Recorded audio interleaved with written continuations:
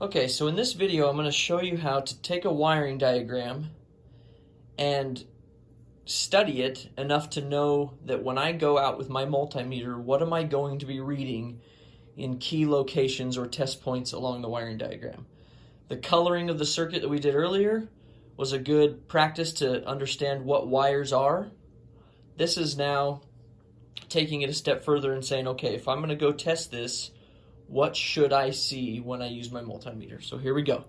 We're not going to color anything on this. We're just going to be writing voltages, but we still want to understand what's going on. So again, hot at all times up here, hot and run right here. Here's our circuit protection devices, they're fuses. Okay, this wire is power. If I were to test it right now, it would be power.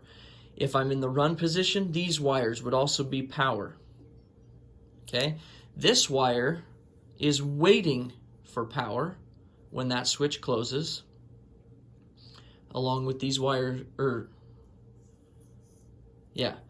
up to this point right here. And then over here we have ground all the time, all the way up to here.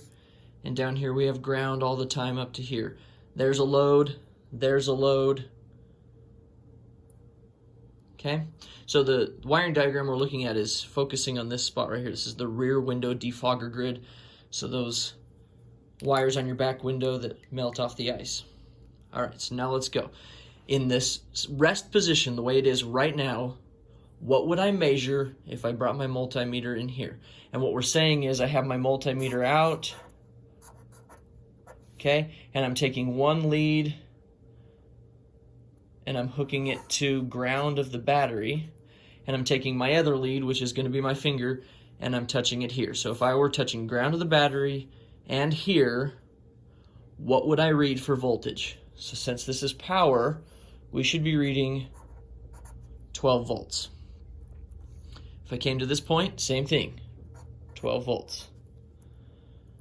All right, if I came down here, we said this wire was waiting for power, but currently, since it's not power, if I measured it right now, we would be reading 0 volts. That's normal. Why? Because there is a nice continuous path through the defogger grid all the way to ground. Okay, that load won't do anything until that switch is closed. So currently, it's just 0 volts. Okay, if I come over here, 12 volts. Here, 12 volts. Here, ground's all the way up, I would measure 0 volts. Okay, now let's look at what would happen if I turned this thing on. So if I flip this switch, right, and this was shut right here, this would still read 12 volts. This would still read 12 volts. But this will change and will now read 12 volts. Over here, 0 volts, just like it was before. Right here, still going to read 0 volts. Up here, still going to read 12 volts.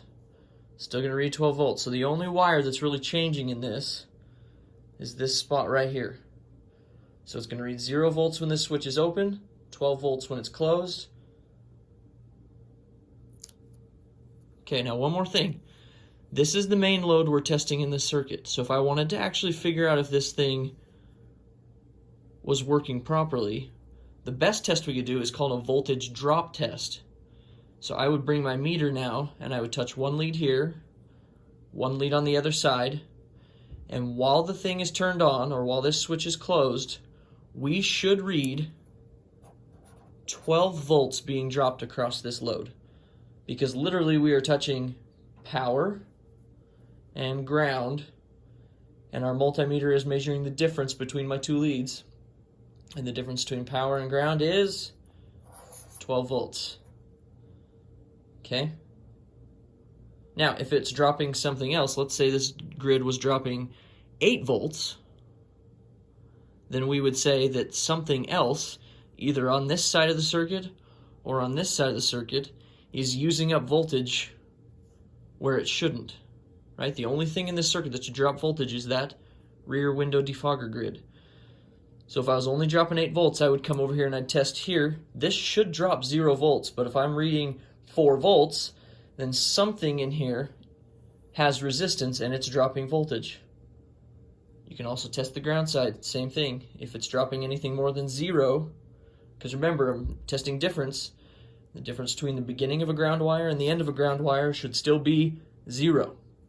So if I'm reading something other than 0, there's resistance in here using up some of my voltage. Okay, if you want to learn more about voltage drop, watch my other video on voltage drop.